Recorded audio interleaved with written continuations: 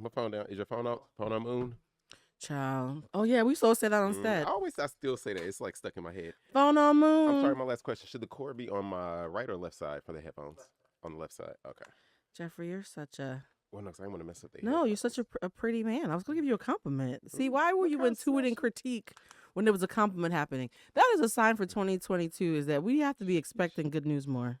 I know. Okay. All right. The show started. Your hair's great. Oh, You know what's so funny is that it really does feel weird having water instead Instead of liquor. I know. Why you have to say liquor, not alcohol? Liquor just sounds like I'm drinking out of a paper bag. I mean, is that above Alcohol. us? No, like seriously, for this new year, for people who are watching the show, they'll notice that my fade is not beat. I'm not wearing any makeup. All I have is lip gloss and good skincare because, what is it? Fresh face, fresh year. That ain't what they say. It's new year, new me. Fresh year, fresh face. I'm making shit up now. Wait, is this like a whole 2022 thing, or is this just like a? I'm Alicia Keys. I can't afford to not wear makeup all day. I still need my face beat to get paid. But you know what? This is the part where we will cue the music because there's nothing to toast to, and it's bad luck to toast. It's bad luck to toast to water. Yeah, so I'll just do you a fist bump. Oh, sober, so wonderful. Cue the music.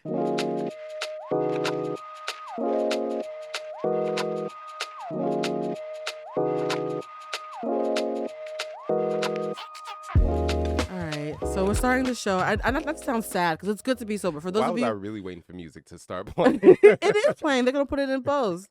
So the thing about the show is we have a great time, and the whole point of doing the show is that we kiki. It's like a happy hour. We drink. Yes. We're only doing this for the first episode that we're not drinking, by the way. Okay. The alcohol comes back next episode. Ooh, can I come back next episode? Yes, you can come. Well, that's great. It's gonna be great. We're going to be doing like a special Valentine's episode with like one of my favorite power couples. Ooh, can we tell who? No. Oh. And also, too, people use the term power couple a little bit loosely because just because you like somebody and y'all got a job and you have unprotected sex every Tuesday does not mean that you're a power couple, guys. Just so you can keep the bills paid. That don't make you a power couple. They're not keeping the bills paid. They're too busy buying Birkins for the gram and then returning them for outfits that they return on top of that. Oh, my bad. This is not your guest, though, right? Oh, yeah. No, that's not my guest. My guest, actually, they have money. Like they have their coins are theirs. For those of you who are hearing the voice in the background, that is Jeffery Smith. Can we get a round of applause for Jeffrey? Woo-hoo-hoo. Jeff, I'm now going to call you a guest. You're not our guest. You're our guest host. Guest host. I love it. You've officially been promoted to guest host. I've been auditioning. I keep coming back. And Jeffrey, I'm so, you don't understand. You were the first guest I had. And I knew, I was like, if we keep on doing this, Jeff has to come back regularly. And you're in LA for a little bit, right? Yeah, and I told you, I will, even not in LA, I will come back. We did a virtual one time. He's like, I will get flued out. I will have a pigeon fly me in. Listen. No, Jeff, there's been so much that's been happening. For those who have been asking me, why has the show not been back? Full disclosure, I took the month of January off because I was overstimulated. Okay. I feel like I had the adult version of shaken baby syndrome. I just felt overstimulated. 2021 just did too much. Is that a thing? I made it up, but it felt... Okay, I'm like... I just felt... in my mind, I'm visualizing somebody shaking the baby. I'm like, oh, that would be a lot for shaking baby syndrome is real, right? I feel like I have the adult version. I feel like the universe grabbed me by the shoulders and shook me for 12 full months. But it was just the mental thought of a baby and what they probably are thinking. Like, this is a lot. I am a baby. I've gotten compared to Forrest Gump more times than I would care to... What? No, let me tell you something right now. People have asked me if I have Asperger's because I have no social fear. Okay. You've met me, Jeffrey. Yeah. If there's a fire, I'm running towards it. Yeah. So I think a lot of times people see me being fearless. I'm not fearless. I'm just innocent. You can be innocent and mischievous at the same time. We'll discuss. Or inquisitive. It's a childlike innocence. I wouldn't say simple because that sounds like I'm stupid. I'm not simple. Because when you made the Forrest Gump reference, Forrest Gump was simple. But he was brilliant. Did you watch the movie? Yeah. He lived an extraordinary life. He just had a pure heart. Forrest Gump did live. He lived. Let me tell you. Forrest Gump lived. He outlived all you hosts. All of them. Right? But he never had any malicious intent. He did. He loved very purely, and he always said what he meant. Who am I describing? Hello. I am Forrest Gump. I'm a spicy, plus size Afro-Latina Forrest Gump. All right, so we've been gone for a month. A lot has happened. I feel like we have to do a bit of a recap and some hot tops mixed in. Let's get the morbid stuff out the way first. The last episode we did was with the executive producer of Insecure, Amy Aniobi. Amy, you can always come back. Oh, I didn't even ask which camera's mine. That's my camera. I'm looking over there at the producers. Hi, y'all. That's me right there. Hey, for those of you who are watching us on Patreon or YouTube, sorry for staring at the wall this whole time. It's my first time back after a month. But no, Amy Aniobi, when she was on, at the end of her episode, we discussed legacy because Bell Hooks had just passed away. Oh, yeah. If I had known that Bell Hooks was going to be the first of many. The first. Everybody's dropping. Everybody dropping. The fact that Betty White didn't even want to see 2022. She's like, look, y'all. I've done it. I've lived it. I've seen it. Thank you. Thank you for being a friend. All of the Golden Girls. All of them, they're reunited. Yeah. Don't make me cry. There's very few things that make me cry, but the Golden Girls is up there. I know. And she was only 17 days from her 100th birthday. From her 100th birthday, yeah. That is lit. Randomly, I don't know why I just thought about because we're talking about Betty and the Golden Girls.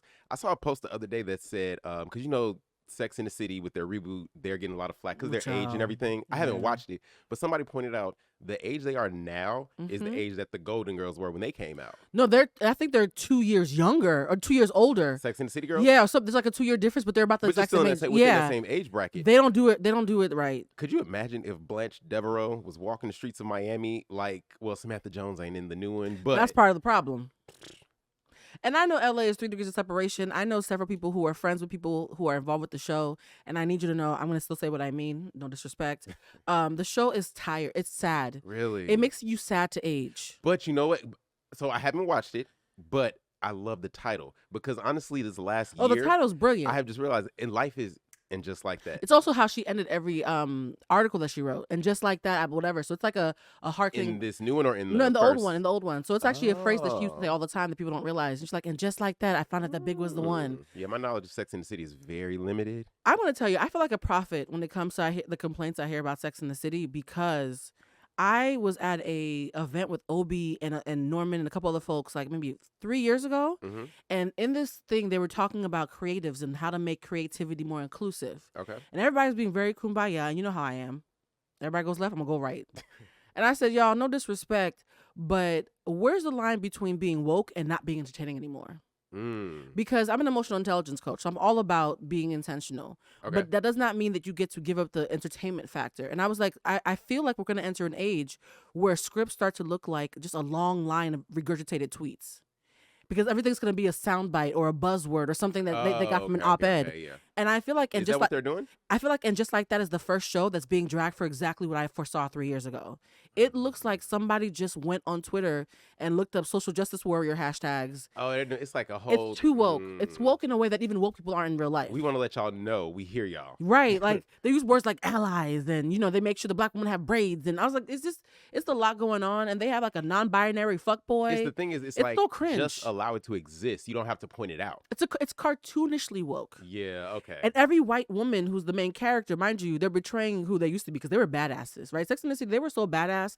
I didn't even care that they lived in a version of New York where there were no black folks. That was nine. I didn't see nobody black in Sex and the City for about 10 years in that show. Didn't even mind because it was so badass. I was like, forget it. Maybe she's light skinned. I'll just make something up.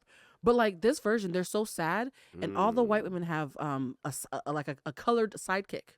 Really? And I'm using the word color because it feels accurate. Like one of them will have an Indian sidekick, and the other one will have a black sidekick, and the other one has. We want y'all to know. They're pairing them up. We want y'all to know, so y'all cannot say anything. Y'all see everybody. It is so cringe how heavy-handed the intentionality is. I hate it when it's forced. Like, just let it exist. Allow it to exist. Nicole Ari Parker is Charlotte's sidekick, and Nicole Ari Parker, the beautiful woman that she is. Yeah. They call her the Black Charlotte. They actually opened their mouth. There's a line where they call her the Black Charlotte. Really? As if we were stupid enough. Is that a bad thing? Which one? Charlotte is the sweet one. Kristen Davis. Okay. But here's the thing. If you are going to actually be inclusive, then people of color get to be their own people. Not black versions of pre-existing white people. Because you're still censoring the white gays. You see what I'm saying? Mm-hmm. So saying she's the Black Charlotte instead of just saying she's her new character. Yeah. They should hire all me. These microaggressions. Somebody from HBO Max, please call me. I will tell you, I'm not going to name any names, but there's somebody from a TV show that was very popular on Netflix who read a couple of my op-eds, and they hit me up and said, we want you to watch the whole entire season of this show. It's a very popular show, and pre-drag it. So we can get ahead of the op-ed, and I pre-dragged it, and everything I said. And now was that so that they could go back and redo, or just know what they thought they were coming back for a third season, and so they wanted to get ahead of it before the blogs and everybody else started coming at them. Because a lot of times when people critique you, they're critiquing you for a hot take because they want to be lit, not because they want to make you better. Yeah, but you saying HBO Max though? You know what show I love? Euphoria. No, I cannot get into it. I'm shocked. We'll as come back sex to positive as you are, we'll but come go back ahead. to Euphoria. Love Life. Season Obsessed. 2. I have watched it 4 times. You can skip season 1. No disrespect to the team of season 1. Season 2. People on some of my friends actually on. I want to roll Twitter, around naked in the film of Love Life and just rub it on my body like salve. Blue. That show I have made. I think I even told you about it to watch it and skip season 1. You know what's so funny? I have been told to watch it 4 different times, but something about you saying it, I trust your taste level. Because my thing now is all something about you saying my favorite TV is relatable TV. Yeah. And Love Life season 2, Marcus, the thing that I love about it is that for every episode, you could see yourself in it as Marcus or one of the other characters. Oh, yeah. Because I saw a lot of people, they were like, oh, Marcus, he's trash. Oh, I can't really stick with my, or he deserved everything he got. But I'm like, the thing is, you have been a Marcus before, I'm sure. Hell yeah. And if not Marcus, you've been one of those people that he dated. Every human being in some way showed up the way that they date in that show. You know what's so funny though? And because I'm into astrology, like by episode 2, I was like, this mother sucker's a Libra. Ooh, he got Libra problem. I can see that. He got Libra and so when energy. they said he was a Libra, like a few episodes later, I was like, I knew it. Yeah, he got a lot of Libra problems. I have dated several Libras. Charming, indecisive, moralistic but hypocritical without meaning to. I've only dated one Libra. But deeply endearing. Like all the nuances of Libradom. I don't know if the person who wrote it is into astrology. Right. He was a spot on Libra. I'm not gonna ruin it, but I love the way that it ended. It was good. Don't ruin it. It was good ending. Yeah. If y'all ain't seen it now, but it was a good ending. Love Life is the kind of thing that I feel like if the next person I'm in a serious relationship with hasn't watched it, it's going to be required viewing. Yes, but there is something I did realize. I told some of my friends that are like in that 25, 27 age range to watch it. They didn't get it. But all of us that are like 30 and over. I'm not dating nobody 27, 25, so that doesn't apply, child. But that episode where Marcus. I'm not trying to go to jail. So y'all, I have a 30 and up rule. So that demographic will not be watching. It's something about just life, relationships, going through things. Yeah. That's what made that show just like, I understand everything that this man is going through.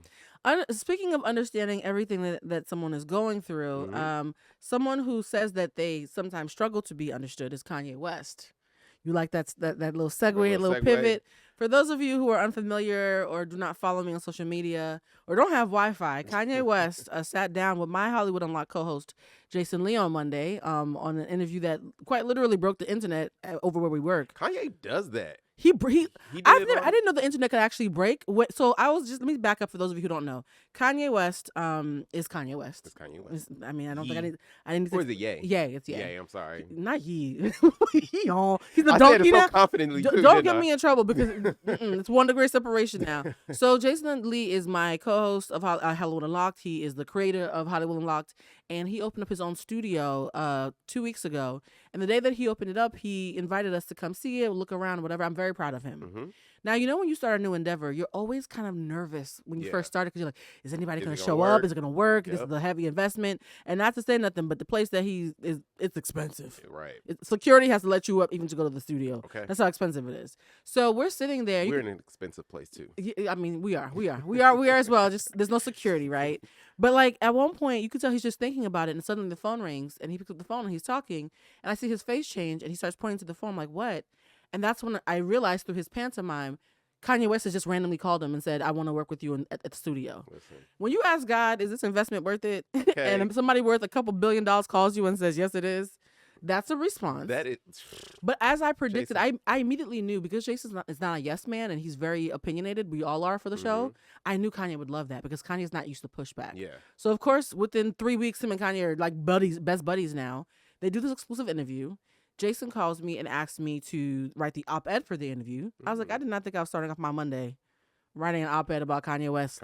That I know Kanye West is going to 100% read. Right.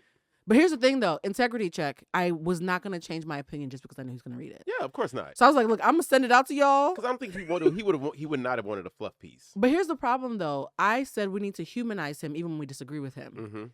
I think in this day and age where everybody has like rage addiction, me not saying let's burn him on the stake felt like I was an apologist.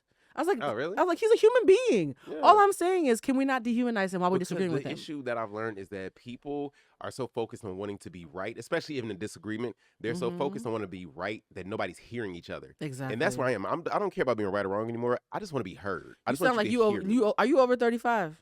Not over yet, but I'm right at 35. Because I'm about to say, something happens when you hit 35. You're like, look, I don't even care if I'm right anymore. Can we just have some peace? Can we just have some peace? Look, I ain't arguing with nobody. So the fact that you were about to hit 35, there's something, I'm telling you, it starts around 33 for men. I call it y'all's Jesus year. Yeah, it was 33, yeah. Mm-hmm. Around y'all Jesus year. I'm Christian, y'all. I'm Buddhist. But around 33 men are like, ooh, I'm slowing down. But I think it's also, it's depending on what you might have gone through in life. I mean, situations can definitely... You're being kind. I know people who've been through everything and they're still a mess. And they still a mess. Yeah, willful ignorance is a thing, but thank you for showing some grace.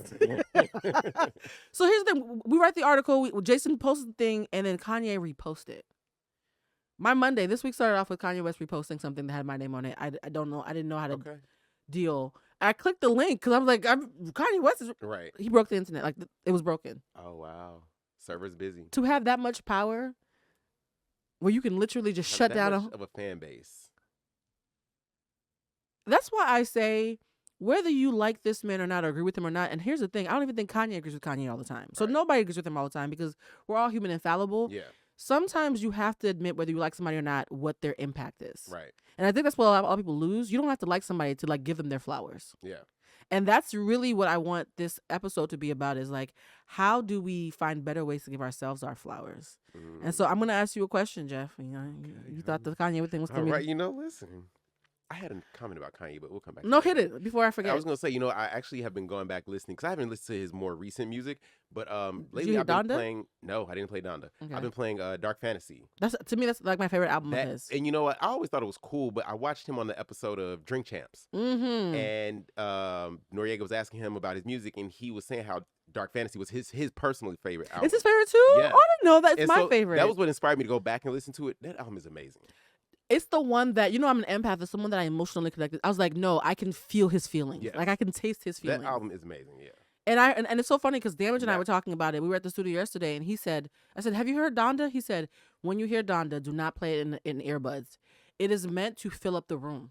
So you actually have to play it in the house and let it take over the room for you to appreciate the experience. And I've always said that Kanye is a cinematic producer. His music always feels like it should be in a movie somewhere. So if that's what Donda 1 did, what is Donda 2 going to do? Because it's executive produced by Future. Yes, and our team is involved in some way, and I don't want to talk too much because whatever, but yeah, it's supposed to be amazing, and a lot of things are happening around Donda. This is about to be the most fuckiest of fuckboy album to come out. Listen, man, I can't wait for it. You know what's so interesting when you're talking about someone, but because they're not so distant anymore, suddenly you have to think about what you say. I wish some of these people who drag celebrities could be in the room with them for 5 minutes and then go back to the keyboard and see how froggy they type. Because I can't tell you how many times I've been around people who have written things about me in my comment section when I do a think piece, thinking that I'm not a person. And then when I respond, like, well, actually, that's not what I said. You should go back and read page 3. Oh my God, I'm such a big fan of you. I'm like, wait, no. Don't be a fan now. Because you talk all that shit when you thought it was going to be anonymous. No, don't do that. Right. People do that all the time. When I said fuckboy, I didn't mean it in a negative way. I mean it in a good way. Because even fuckboy's fuckboy. He's already started. But see, that's the problem. Don't look at fuckboy necessarily as a bad thing if you're honest about it. It's only bad when you're dishonest about it. When you try to act like you're not a fuckboy, when you own it and you know you're a fuckboy, you can get a little. When you own that you're a serial killer, it's not so bad because you owned it, Jeffrey. No, no. But you're murdering hearts. Even with his first, with the first track with Easy, he already talking about Pete Davidson. Like, come on, man. Let Kim do what she's doing. You on Kanye. He's already been a fuckboy. But I like it. I like it, though. Okay, so Jeffrey's going to be the toxic factor of the show. You guys know that I'm the puritanical Forrest Gump. So you're going to be the slightly toxic counterpart. A little bit, because I like it. So, Jeffrey, how do you feel about being a guest co-host? Because actually, no. Yeah, you are the guest co-host. How do you feel about that? Because as my friend and someone who wants to pour into you, and this is bringing it back to the question I was going to ask you, I recognize that sometimes we don't leverage our opportunities more.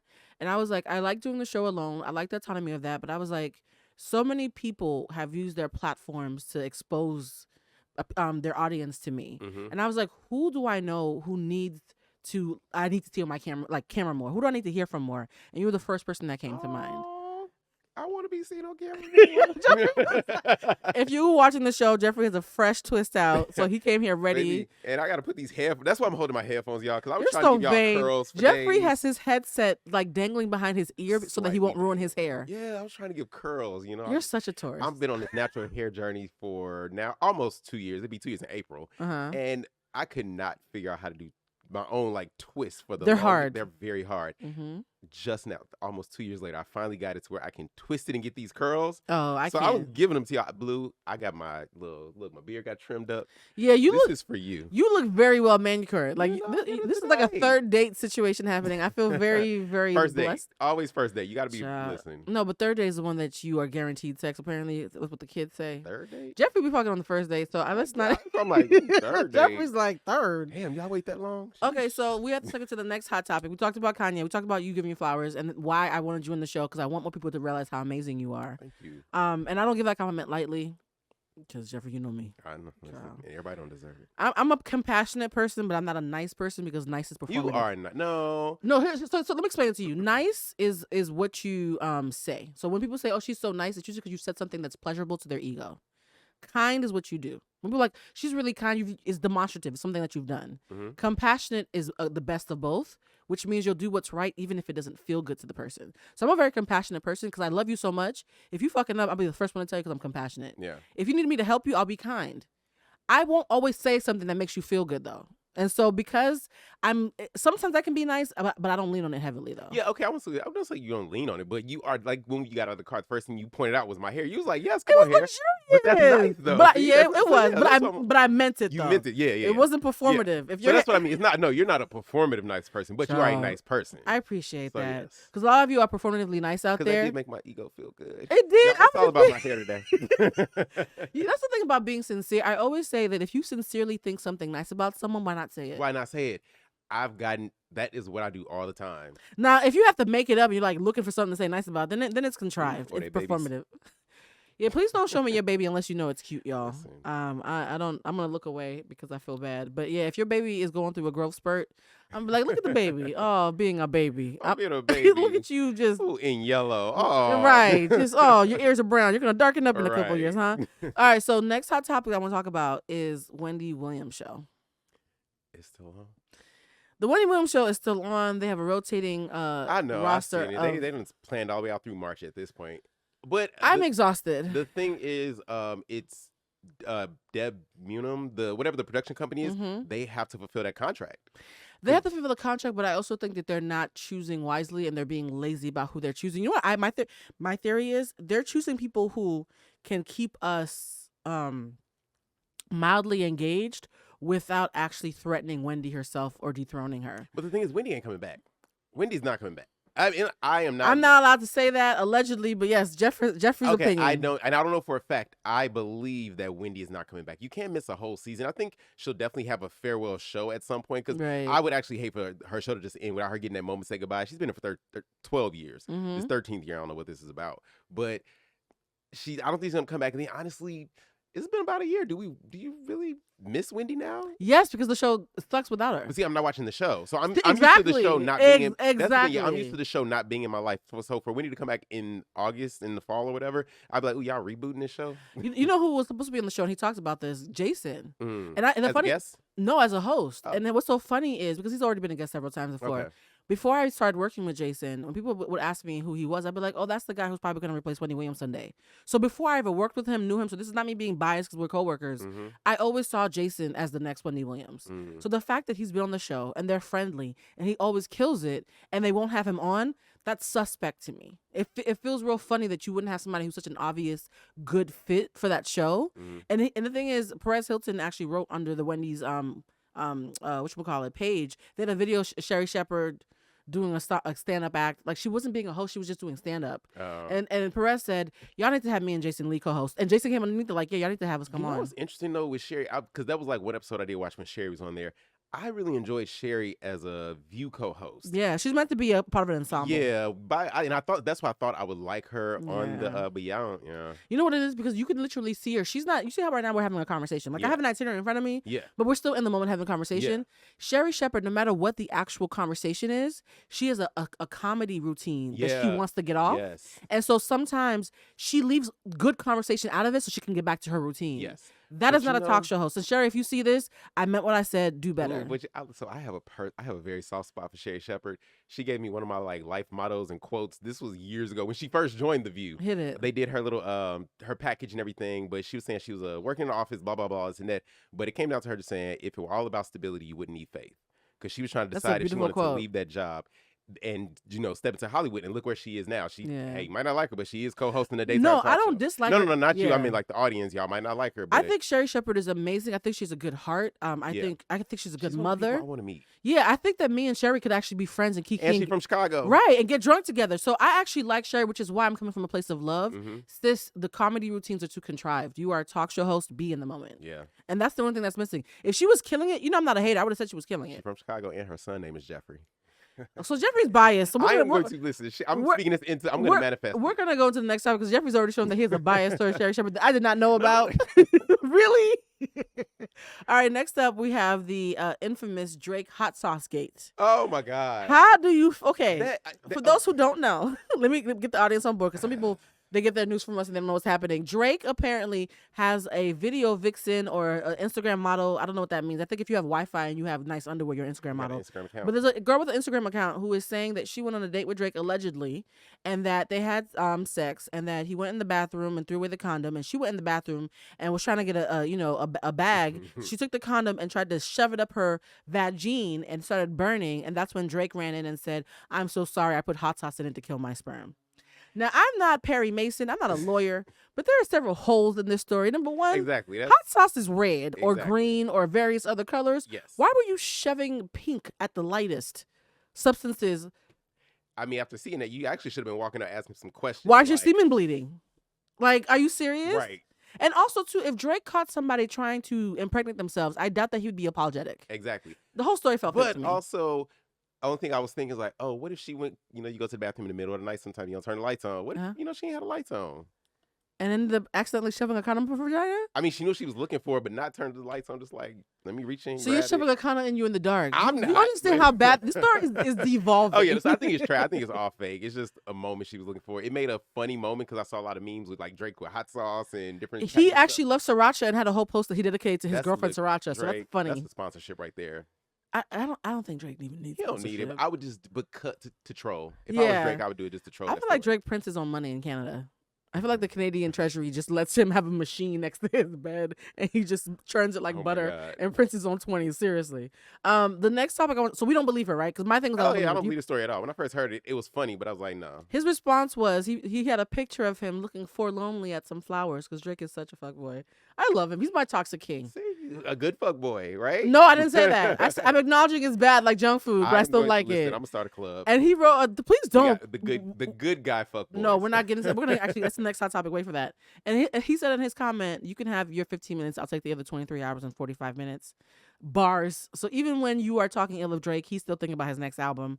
Okay. Jeffrey, thank you for helping me segue. Okay. Speaking of fuckboys, that's something you want to align yourself with, so you might want to stop right now. Uh-oh. We're going to be talking about what happened with Fresh and Fit, those two men with microphones who pretend to be podcasters who went viral earlier this month. Brittany Griner, right? Yeah, well, Brittany Griner was a response to them. Like, that was the second wave. But if you don't know, there's these two podcasters. I'm not going to repeat their names, so if you didn't hear it, rewind it. And they are not very bright. I've watched several of their clips. They're not very bright. But they make their living off of saying inflammatory things about women, right? Mm-hmm. Now, there's this new thing that's happening. You know what incels are, right? No. So Dylan Roof and a lot of serial killers or mass shooters are incels. They're considered young men who have been rejected by women, are bitter because they don't know how to deal with their emotions, and then become violently angry at the object of their affection. That was a very nice way of saying ugly people. No, I mean, that was a very PC way of saying they can't get no play. So there's a crop of young white men called incels who are known for being very violent because they don't know how to deal with rejection. Unfortunately, it's also made its way into the black community. Yeah. And it's now called the manosphere, right? And there's these men who they're convinced that everything wrong with the world is because black women are difficult and loud and have opinions and are getting PhDs, right? And it's a very sad thing to watch because gender wars has become a way for people to make headlines and make money, but it's destroying our community. Yeah. Like, nobody wins when everybody's infighting, especially when none of the arguments actually make sense. And there was this article that I read, and I really want you guys to look it up. It's by this young lady named Nicole Young. And her article is called My Brush with the Black Manosphere. And she discusses what happens when she accidentally ends up on a date with one of these hateful men. In the article, she says, I'm going to quote her, like the white manosphere, the black manosphere is right-wing and politically conservative. She said, the guy that she went on a date with proudly told her that even though he was a black man, he voted for Trump twice. Wow. Its content creators perpetuate the belief that black women, not systemic or economic oppression, but black women are to blame for any inequities in black people, especially when it comes to black men. And basically they're saying that everything is your fault. You need to call your mother and a therapist and have some group session, because that doesn't even make sense. Patriarchy is a thing. At all. And what's interesting is a lot of young black men are falling into this. So when you watch men say, why she got to be the prize? Why can't I be the prize? Or why should a date be more than $10? That's incel talk, because basic things that should not be an issue. Yeah. You're looking for any reason to be mad at black women. Now, I wrote a thread, a event earlier today where I went off about how I'm tired of gender wars. I think it's stupid. I don't even think it's real. I think people are just trying to get clicks and likes and be whatever. Everything is about clicks and likes. And a lot of these men, instead of getting therapy or finding their fathers, they get a podcast. Exactly. So let's discuss toxic men in their podcast, oh my guys. God, I sent you a DM today. If you hadn't got a chance, when we get on, you got to check I watched it. It was completely on spot. But... Let me tell you how perfect Jeffrey is. Jeffrey sent me a DM that literally was a video of a man making fun of toxic masculine podcasts, not knowing it was going to be a topic today. Didn't even know it. How do you feel about your brothers? Because y'all have to check them. Because they're not going to listen to me. I'm the problem, apparently. Listen. Men, listen, please, because I need y'all to check your brothers. And keep it a buck. Keep it a buck. It's honestly, shut up. That's literally all it is. I thought the advice was going to be nuanced. Shut up. It's like men telling women how to act, how they should behave, how they are, what they... As a man, I don't know what a black woman goes through. At all. On her day-to-day, physically, when you look in the mirror, I don't know what you go through. I only know the things that me as a man, as a black man, that I go through. Mm-hmm. So therefore, I can relate and say, oh, we as black men, this is black men, this is that. But I can never say, well, black women are X, Y, and Z. Black women do X, Y, and Z, because I don't know. Yeah. And you know what's so funny, too? I also wonder if it's a generational thing, because Jeffrey invited me to a dinner party, I think was it a week or 2 weeks ago? 2 weeks ago, yeah. 2 weeks ago. And I was surrounded by all these amazing men that I really enjoy, but they're all a little bit older in their 30s than the men that are usually doing this. Mm-hmm. And when I was explaining this to them before the article came out, Dave was there, he looked shocked. He was like, are you sure? They were like, this is a thing. I was like, no, y'all don't understand. Oh, it's a thing. Your little brothers are out here messing up. And Jeffrey was cooking an amazing meal for us. Jeffrey, we're going to talk about your cooking later. Okay. So Jeffrey was in the kitchen cooking an amazing meal for us. You didn't hear the conversation. These older black men, and by older I mean over 33. Kevin Samuels. Yeah, they were shocked about how the young men were being led astray by the Kevin Samuels of the world. Mm-hmm. And I had to explain to them, no, find your little brothers and talk to them. Yeah. They're hurting. And they sound stupid. Yeah. And so the fact that this has now become a popular thing to drag now in the past 2 weeks, I feel like a prophet. I feel so vindicated because I know a couple of them in real life, and they always have really bad arguments, and within 10 minutes, they have nothing to say to me. Perfect example. A lot of these men say, because let's be honest, at the crux of it, these young men are watching Instagram. They're mm-hmm. seeing Quavo and Future and mm-hmm. Drake and ballers, yes, who they can't compete with. You are not that person. Getting women that they think they can't get. And because misogyny won't let you be mad at other men, you direct your rage towards the women instead. Yeah. So you're not even mad at the women. You're mad at the men that you can't compete with, but you're directing it towards women. And it's a lot of times because they'll look at a Soulja Boy or Quavo, any of those, and they'll just think, oh, that dude's skinny, less attractive, whatever, than, how come he gets all the bitches? Right. You don't have that coin. I understand why women pass up a lot of you niggas to go for... what's in that Kodak Black? Oh god, that's hilarious. But you know what's so funny though is a lot of the men that I talk to though who say they're good dudes. But there's a hybrid of guys who are good dudes, but you can tell at the barbershop they listen a little bit too closely to the toxic ones. So they're good-ish is what I call them. They're trying to fit in. Yeah, they're trying to fit in. So they're trying to make sense, but they also don't make sense. I was talking to one recently and he was like, you guys always say that black men don't date black women, but most of my friends date black. And here's the funny thing. Statistically speaking, black men actually do date black women. But the ones who are high profile are the ones who tend to want a non-black trophy. And there's been stats around this, right? And so he was like, I wish black women weren't acting like we don't date y'all. The real guys in real life outside of social media, we do date y'all. And I said, touche, but pause though. In the same respect, most black women date men who make less than them because we make the most money, but y'all swear we're all gold diggers. So how are you telling me not to compare you to a football player, but you're comparing me to his girlfriend? Right. You're a hypocrite. When I tell you it was crickets, he didn't have a comeback for that. My thing is what I have heard, and this okay, black men are the only men that I have ever heard say, I do not like black women. Yep. I never hear Indian men saying that about Indian women, Asian men saying about Asian women. I don't even hear white men saying that about white women. Well, they're the top of the food chain. They can't say that, yeah. But black men will out of their mouth say, I do not like black women. Yeah. And I'm like, ain't your mama black? Your mama? Your dad? Your grandma? Do you have siblings? Do you have a sister? Like, how about grandma? Do you like her? Yeah. like it's one. Now again, I think you can love. Look, love is love. Love you want to love. I don't mind people dating because sometimes also depending where you grow up, if that's all that's around you, that's fine. But to single out and specifically say I do not like black women. That is, it's self-loathing. And there's no way to make it not self-loathing because a lot of people try to get academic about it. Like, well, they make us feel no, it's self-loathing. You make you feel. And when Brian was on the show, we talked about this. I say that I'm not against interracial relationships. I'm from Boston, Massachusetts, y'all. I have no street cred, okay? I'm from Boston, Massachusetts. It's the whitest place in the North if you are not living in the South. Like, it is, Boston is notoriously racist, right? Boston is notoriously racist unless, like, you're in academia. I went to private school, so I was surrounded by all types of people. Okay. And so I would look crazy saying I don't believe in interracial relationships because, like, a lot of people I know were interracial because out of necessity. You know who has the highest population of interracial relationships? Who? Minneapolis, Minnesota. I spent 4 weeks there. It is literally like interracial capital. I think San Francisco might be Minneapolis. No, I'm saying visually they might be shocked to hear that. Because remember when Too Short went viral for saying he's from everybody's mix, but that's a whole other conversation. Yeah, because somebody was from there pointed it out to me and told me, and I was like, and then I started paying attention. I'm like, wait, everybody it's black and white, black and white, black and white, black and white. Again, like, necessity. everybody. But here's what I was trying to say though. Like, I don't have a problem with who you date. I have a problem with why you date them. If you are running towards love and that person just happens to be a different race, I don't give a shit. Great. You love them. Love it. Great. But if you're running from your people, yes, we got a fucking problem. Yes. Because that's self-loathing. That has nothing to do with love. And so all these men who intentionally run from love and then say, our babies are going to save the world because all we need is a bunch of mixed babies. Not if their daddies hate blackness. Like, that doesn't make any sense. Mixed children are not going to save the world if their black parents still hate being black. I'm just always like, what was that trigger that makes you say, oh, I do not like black women? Oh, I know what the trigger is. The trigger is, number one, if the black girls, because black women are very quick, if they made you feel rejected and not cute, and because a lot of times step your game up. No, let me finish. Well, a lot of times white girls or Asian girls are taught to anything black is considered cool. So you could be the nerdiest, most corniest black dude, but you're a fetish to a white girl because she doesn't know to gauge you the same way because you're exotified. Right. So even in that scenario, you're not a person, you're a fetish, right? And so because if you're dating a woman who loves you, she's going to check you regardless of her race. So a white girl who actually loves you is going to talk to you the same way a black girl who loves you would talk to you. It's only girls who tokenize made me you. Think about Emily from Love Life, Marcus's wife at the beginning. Oh God! Don't ruin Love Life.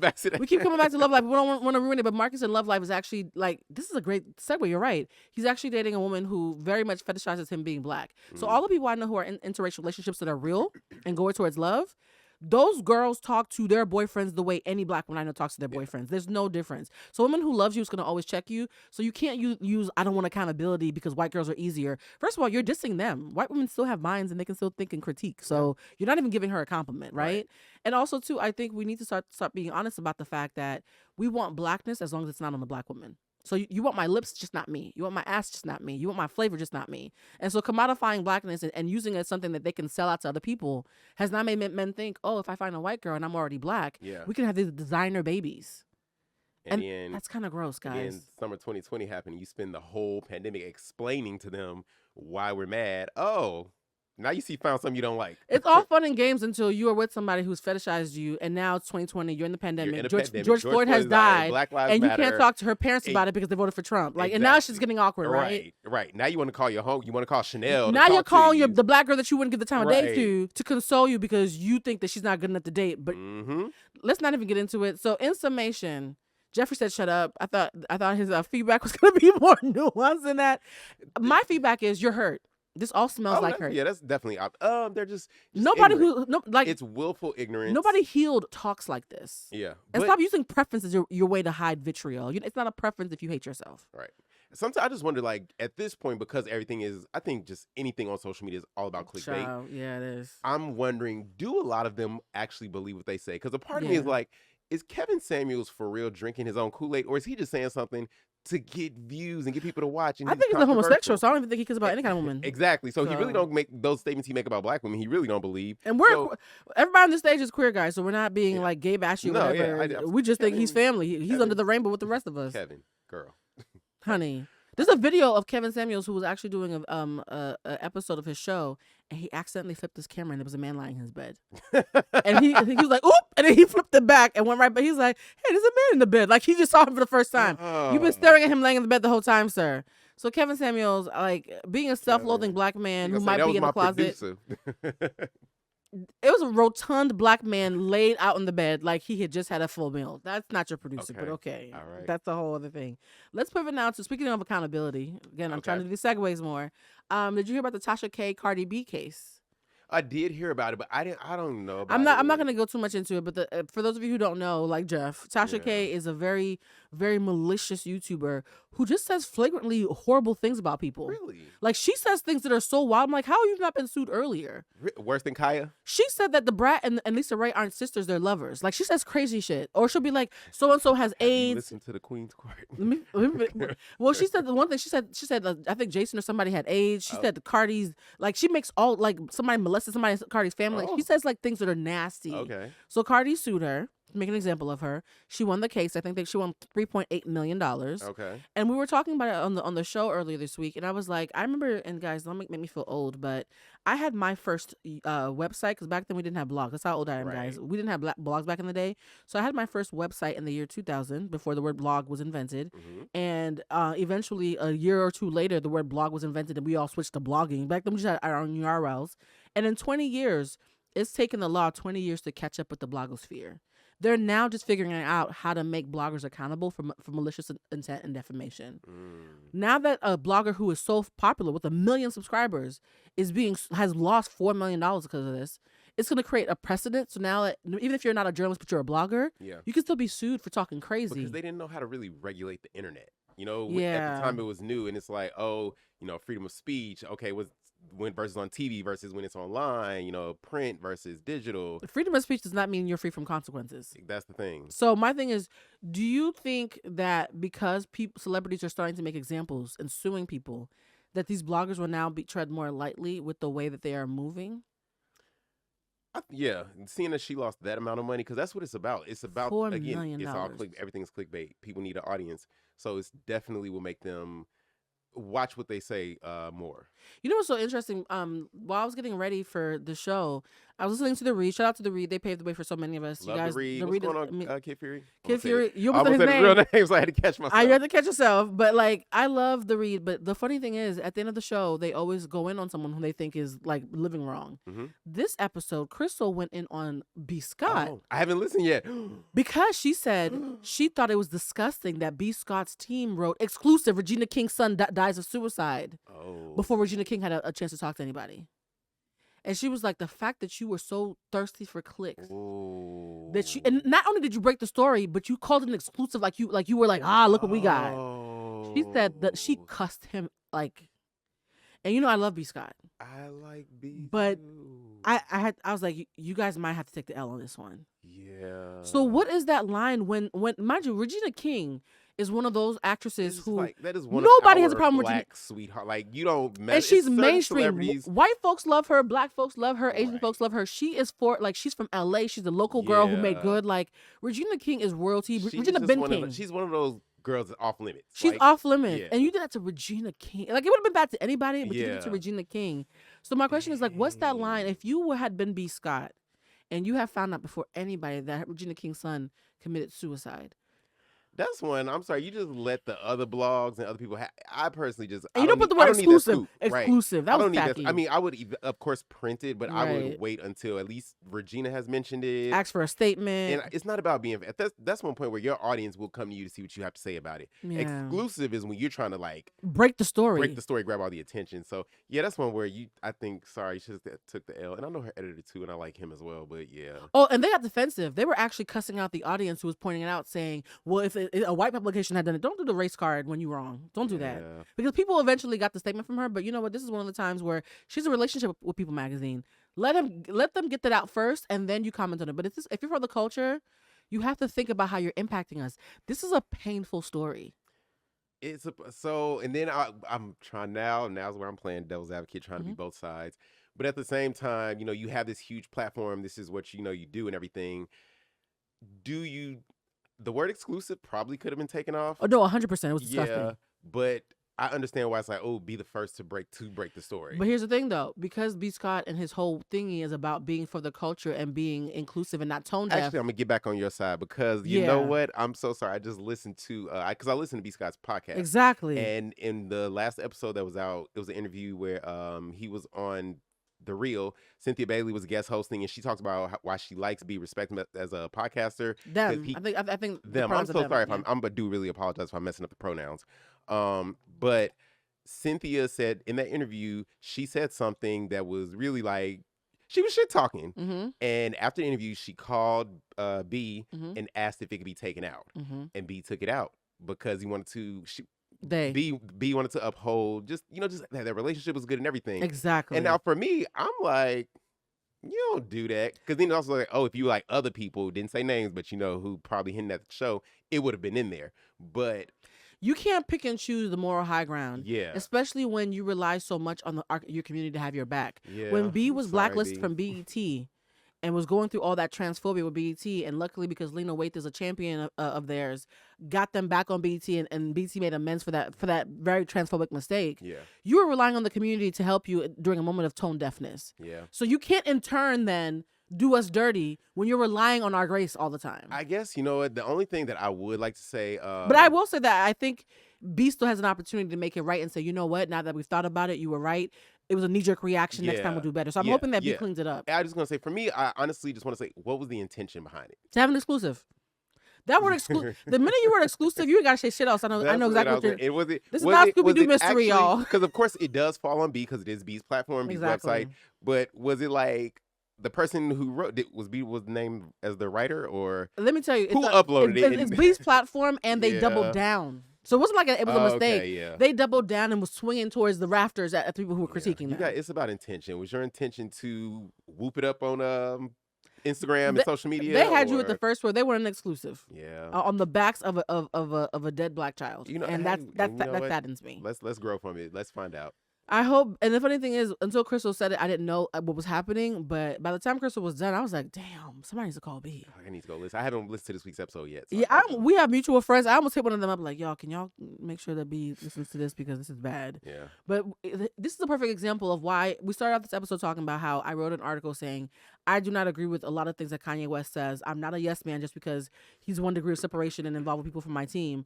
But I do agree that even when we disagree with him, dehumanizing one of the richest black men in the culture with such a huge impact, just because we disagree with him, is a very slippery slope, right? Because I believe in accountability culture, not cancel culture. Yeah. You know what's interesting with Kanye? Honestly, it was a period where I did kind of write Kanye off. I did too. We all did. Kanye wrote Kanye off for a little bit. Right, when he went to go see Trump. Honestly, when he moved into the Harriet Tubman thing. The Harriet Tubman thing, the gospel album. Lost honestly, me. And I know. The only reason but here's the thing though, never did I dehumanize him. But no, so that's the thing. I don't know. I can be mad and disgusted and not dehumanize you. Again, watching him on that episode of Drink Champs, which was my first time ever seeing Drink Champs. I didn't even know that. You need to watch this interview because it was even more like obsessed with that show. Yeah. Oh, actually, no. You know what the first episode was? I said you showed it to me. Mm-hmm. That was. I introduced Jeffrey to Jim Champs. Yes. Before we get on, it blew my mind. Let me tell you something about that, and this is going to be. We're not going to talk about the first episode we watched. No, we are. So here's the thing, guys. Because I am self-produced. I have a special announcement to make in a future episode about a partnership that we're getting into with the show. Yay, so exciting. Yes. But because I'm self-produced and I'm out here, part of my resolution is not to spend so much money, because I spend a lot of money. The problem with having rich friends and not being rich is that you don't realize that you're acting a fool. Also, right. Until you're like, wait, I can't afford that. Like, what am I doing? Because next to my friends, I'm frugal. Next to real life, I'm not, right? And so because I'm self-produced and I pay for the show and studio time on my own, I'm trying to be very, very intentional about how I spend money, like what I do. I've been cooking my own meals. I've been very proud of myself. And I had like 15 days of no alcohol, cooking my own meals, X, Y, and Z. And then I went on BuzzFeed and saw this. What's that? His name Victor? This British guy, I think his name is Victor, on BuzzFeed UK, did this video that I saw at 2:00 in the morning after smoking some weed about Popeye's chicken. And this chocolate melanin king made Popeye's chicken look like... they just got Popeyes in the UK. The UK just got it. Yeah. If you watch this video, I actually want to make this a challenge. It's impossible to watch the whole video and not find yourself wanting some Popeyes. Even if you're a vegan, you're probably going to try to make a vegan version of it. Yes. So I watched this, and then the next day I'm supposed to see Jeff. And Jeff was like, "Oh, what do you want to get to eat?" And I was like, "Jeff, what do you want to get to eat?" He was like, "Pizza." I was like, "You want chicken?" He was like, "How about sushi?" I was like, "Chicken." Like, right. I was like, everything he said, I was like, "You want chicken?" I named every food you could think You want of. chicken? She was like, "Okay, so chicken." He was like, "Bitch, okay, fine." I said, what you want, Blue? How about we just get what you want? And I said, "Jeff, I need you not to judge me. I've been eating clean this whole year, but this man had this thing, and if you watch it, you'd want chicken too." That night, Jeffrey came over with the most superhuman edible I've ever had. It said it was 20 milligrams. I think it was 100. And we ate the edible. I made him watch it. Let me tell you, no, but see, this is the thing. We had the Popeyes way before I even saw it. I never saw the video. I just knew that we were having Popeyes. Because chicken. Mind you, Popeyes is number one fast food chicken, hands down, period. Oh, wow. That's a bold statement. Chick-fil-A it has 24 hours to respond. Okay. But that was hands down the best Popeyes. And I used to live around the corner from a 24-hour Popeyes. Damn. So I used to get Popeyes on the regular all the time. time. This is why Jeffrey works out 3 times a day. That was the best the chicken sandwich. We had sandwiches, chicken, and we made our own video. We remade the video, actually. It was so good. But Jeffrey, like, tell me this, right? And this is why influencers really should get more clout, because I felt influenced. Yeah. Because we ate the Popeyes first. Yeah. And it was good. Yes. But then we had the edible, and then watched the video and ate the Popeyes again. Yes. And suddenly it tasted like it did make me want to eat what we had left. Yep. The Popeyes tasted different after watching the video. Yeah. We were influenced. He did a really great job with that video. Influencers really do be influencing you, even when you know what's happening. Yeah. I was like, Jeffrey, I feel like a sheep right now. Like, I'm eating at one point, I'm watching the video, and in the video, he takes the skin off the crispy of the Popeyes, and he's like, sometimes you could just put some fries in it and make a skin sandwich. Jeffrey, I have one of those fancy love sacks, those like $1,500 like big old poofs in my living room. Jeffrey rolled off the love sack high, crawled towards the box. I just need more chicken. Crawled towards the box of chicken. And mind you, how was I not supposed to eat it? This shows my friendship with Jeffrey. I have been laying low for this month because, shaken baby syndrome. I've been overstimulated. I keep seeing this baby. Aside from my cleaning lady, you're the only person I've let in my house. And my makeup artist. Okay, I sound bougie. God, I was talking about being on a budget. Okay, clean up. Didn't you just say you was broke, girl? I didn't say I was broke. I said I was on a budget. There's a difference. But aside from my cleaning lady and my makeup artist, Jeffrey, you're the only person who I've let in my house so far this year. Oh, and Blue's house is so comfortable. And you got me high and had me eating chicken. I sure did. We ate that chicken. We watched Drink Champ. And that's how you ended up watching your first episode of Drink Champ. It was so good. I was like, this is a whole show for real? But I felt like we kind of had a Drink Champ situation because, we have new producers who don't know that we drink. Hey, new producers. But, like, we usually have brown liquor and do the same thing. But, like, I'm trying to. That I come back. Yeah, the alcohol is going to be back next week, guys. And I want you to know, I only drink alcohol really when I'm on the show or socializing, although I've been socializing a lot lately. Me too. I realize I don't have any alcohol in the house, and I've been here now like 2.5, 3 weeks, maybe 3 weeks. People who drink out the bottle when they're sad in those TV shows, I don't get. It doesn't ever occur to me. Outside of champagne, the taste of just alcohol by itself is disgusting. You need a mix, some sort. Even if it's just soda, you need a mixer. Can we talk about champagne real quick? I love it. So I'm gonna say something right now. I'm not talk bad about it. Another thing about having rich friends. Again, I'm the broke one of the group. I'm not broke, but compared to these motherfuckers, I am. They always want to have 1942 and like, oh yeah, and all types of stuff. And like, I went to Hino, Hollywood Hino. Mm-hmm. So for those who don't know Hollywood Hino, he's a celebrity. He's a boxer and a celebrity trainer. He's Drake's trainer. So if you like Champagne Poppy's new physique, you have Hollywood Hino to thank for that. We're actually gonna have him on the show at some point. So Hino wants to be on the show. So Hino also helped him work out. I saw you were shaking the gym, Hino. I'm just saying. But Hino's a boxer, and so he invited me and a couple other folks to his house to watch the game. Now, watching boxing with a boxer is very different than watching with lay people. Okay. First of all, why are we in a home theater? Like, what's happening? Like, is this the AMC? Like, boxing pays well. Your house is gorgeous. Your life is gorgeous. But at one point, I realized that there was champagne just flowing from the rafters. Like, they were pouring it like it was soda. And by the end of it, his girlfriend, I was like, how much champagne did we have tonight, y'all? She said, we got like 14 bottles. I'm like, who drinks 14 bottles? There was 6 of us. Oh, you definitely need at least a good 15 to 20 bottles. 6 people. Yeah. Y'all, this is what it's like living. This is why I'm on a budget, y'all, because LA is different. The greatest invention of life was the bottomless brunch. You are my people. But champagne is a different kind of hangover, though. Oh, I don't get hangover because I'm a day party drinker, so I'm usually sleep with plenty of time to sleep it off. I had been drinking juices and berries and salads for 3 weeks before y'all started pouring champagne all over my head last week. Love champagne. Champagne is now my thing is sparkling pink rosé. I Not like pink that. rosé is pink, duh. I'm Yeah, sorry, rosé is sparkling rosé. Y'all know what I meant. No, I like the sparkling rosé. Okay, so for the next episode that I want Jeff's them to on, think I was talking about Moscato. Moscato is a Capri Sun for adults. Right. But It's you at literally- one point in time when Moscato first came out, It's true. niggas was on it.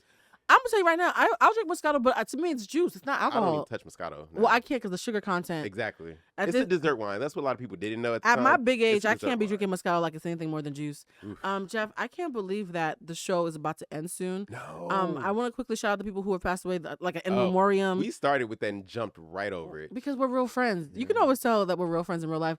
I don't even feel like we did a podcast. I We feel only like got to Betty and that was it. I know. I mean, Betty. First of all, I need you to understand. White America. We share Betty White with you. We share Betty White. We consider her light skin. We love her. Social media when that guy She's did our the remake people. of the theme song. With Thank the you for gospel version. being a friend. Right. Oh. That is the best. Like that is the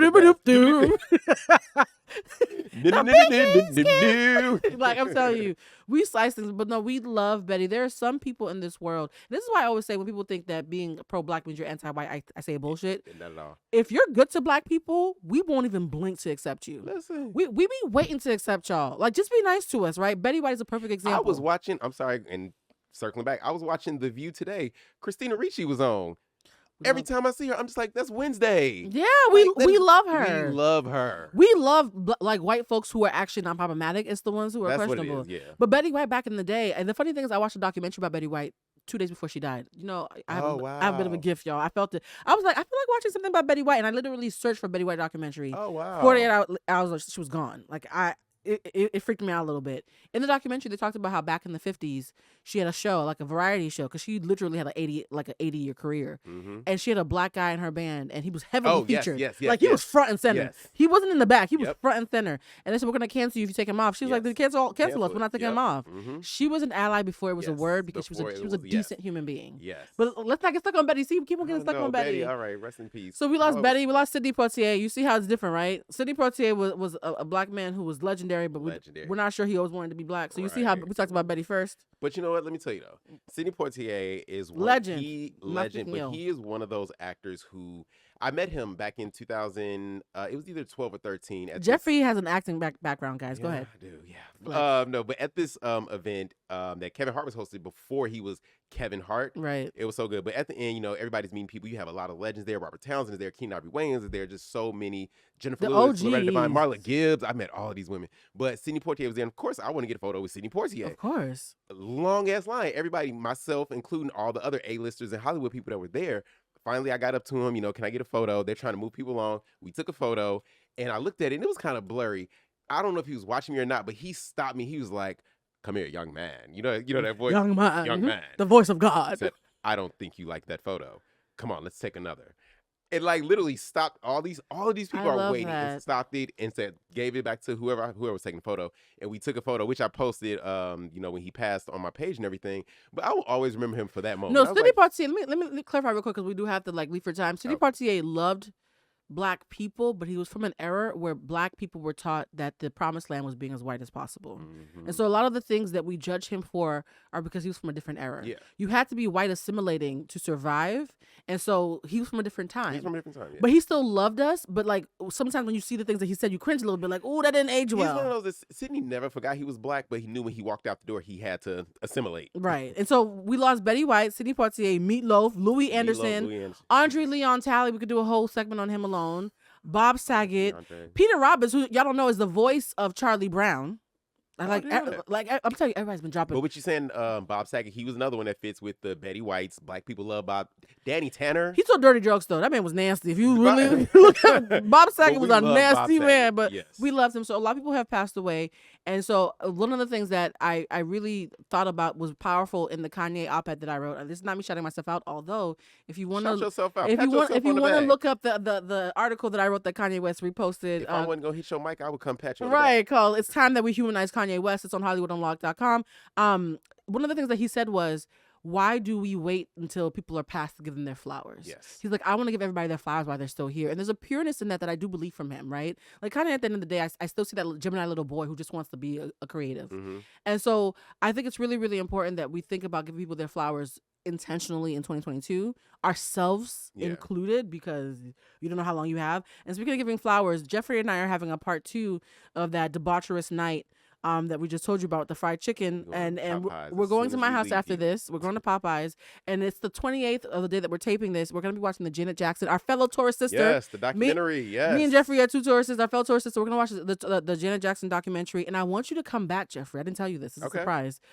To talk about what you think about the documentary, because what I've already seen of Janet Jackson documentaries from other places have completely changed my feelings around Justin Timberlake, who I used to love when I was younger. Wow. So we don't have time. I know. I wish we had a whole extra hour. But yes, so this is a cliffhanger, guys. When Jeffrey comes back as our guest host, we will be talking about what happened tonight. Jeffrey, I will say this. I have to be in bed by 11. Tonight? I have to go to Pasadena first thing in the morning. What time did the documentary start? At like 8. Oh, okay. Yeah. Jeffrey and I could drink and like eat edibles and eat fried chicken. I thought this was about to be an all-night thing. No, it was until I found out I had to go to Pasadena. Oh, okay. Jeffrey, I'm trying to be responsible. She's telling me she's kicking me out, y'all. No, I'm telling you. See, here's the thing. There's some friends that you really enjoy, and if you don't do this, it'll be 3 a.m. and we're gonna be kikiing and talking about. That was the plan. I know. I canceled. Y'all, I won't, because I want her to feel bad. I canceled my entire Saturday evening because I was like, no, I'm spending it with my friend. It's Friday. Friday from 5:30 p.m. till Saturday morning.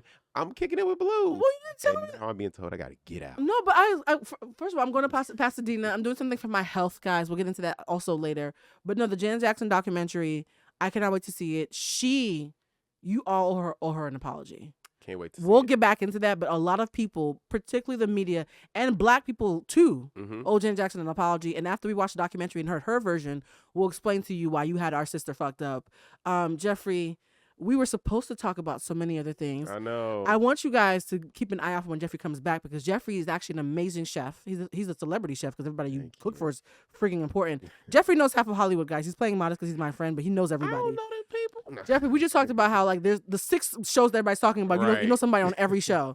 When Jeffrey comes back, I want you to talk about what it's like stepping out and being self-employed and being this culinary guru in the making, and what that's going to look like. Hopefully at some point we'll be able to have you in a studio with a kitchen so that you can cook for us and I can eat on camera and let people see how orgasmic your food is. You're the one person who's cooked that all my friends like their food. Really? Some cooks are polarizing, but everybody loves your food, Jeffrey. Oh.